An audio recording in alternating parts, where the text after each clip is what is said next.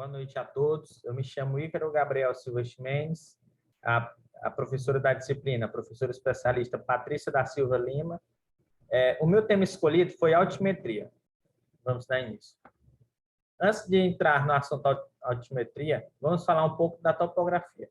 A topografia é a ciência baseada na geometria e na trigonometria plana, onde se utiliza medidas horizontais e verticais para obter a representação em projeção ortogonal sobre o plano de referência e definir uma porção limitada de terreno.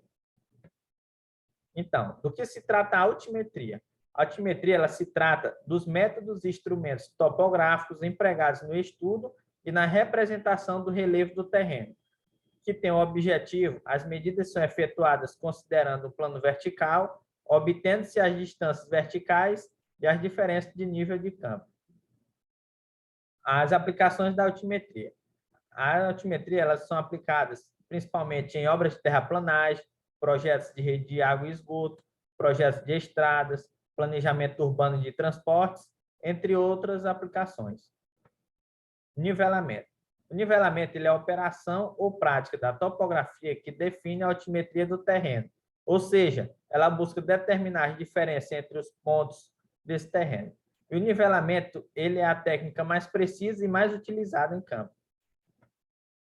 A superfície de referência de nível são divididas em três: superfície do terreno, superfície do geóide, superfície do elipsoide.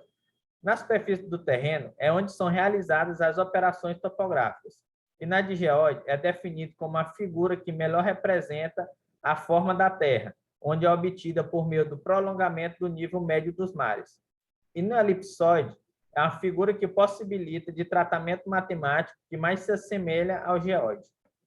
Aqui nós temos uma figura onde mostra na cor verde a superfície terrestre, na cor laranja o geóide e na cor azul o elipsoide. Erro do nível aparente. Esse erro ele é a combinação do erro de esfericidade com o erro de refração. E esses erros eles podem ser divididos em três tipos: o erro de esfericidade, erro de refração e o erro de nível aparente. A definição de superfície de referência de nível: altitude, cota, diferença de nível e declividade. Na altitude é o nível médio dos mares. Na cota é o plano horizontal arbitrário. A diferença de nível entende-se como diferença de altura entre dois pontos topográficos. Na declividade é a definida pela razão entre a diferença e a distância entre dois pontos. Agora vamos falar sobre os instrumentos para nivelamento. Os instrumentos empregados nos trabalhos de nivelamento, eles são denominados níveis. E eles são baseados no fenômeno de gravidade, fornecendo alinhamentos que pertencem ao plano horizontal durante as suas operações topográficas. E eles podem ser classificados em duas categorias, que é o que vamos falar agora. Uma dessas categorias é o plano divisado horizontal, que são os instrumentos, ao serem girados em torno do seu eixo vertical, devidamente ajustados, descrevem sempre no plano horizontal. Aqui nós temos um quadro onde mostra os instrumentos altimétricos, onde foram divididos em princípios construtivos, exemplos de instrumentos e a confiabilidade do equipamento. Nos princípios, nós temos os níveis de bolha, que um exemplo é o nível de luneta, que tem uma confiabilidade de ótima a boa. Também temos os equilíbrios dos líquidos nos vasos comunicantes, que são os níveis de água, que a sua confiabilidade é de boa a média. Nos corpos suspensos, temos como exemplo o perpendículo, que a confiabilidade é de média a baixa. Aqui nós temos duas imagens, uma na primeira imagem que mostra um nível de luneta e na segunda que temos um nível a laser junto com um alinhador a laser, mas essa ferramenta ela pode ser separada também.